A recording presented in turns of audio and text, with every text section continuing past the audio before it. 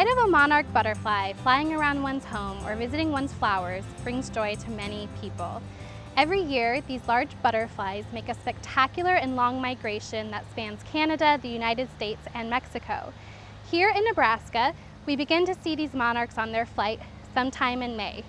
Not only do monarch butterflies provide some pollination services as they visit flowers to drink nectar, but they can also play an important role in the food chain. While monarch butterflies are a beautiful sight to behold, their numbers have been declining.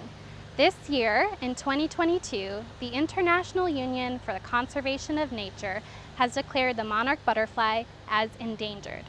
And while this designation has not yet officially been echoed by the U.S. Fish and Wildlife Services, their numbers continue to dwindle due to loss of their overwintering habitat and loss of their host plant, milkweed. Milkweeds are some of the only plants that monarch butterfly caterpillars will feed on, and it's also where the adult butterflies lay their eggs. As Nebraskans, we can help monarch butterfly conservation by planting native milkweeds and also reducing the use of pesticides in our landscapes. Not only are milkweed plants a source of food for the caterpillars, but they're also native, low maintenance, attract many other beneficial pollinators, and are also home to some unique and beautiful insects.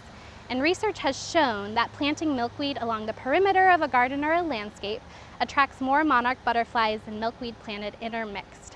So, you can do your part by planting some milkweed native to your area, keeping an eye out for those striking black and yellow caterpillars, and doing your part to conserve one of our most recognizable native insects.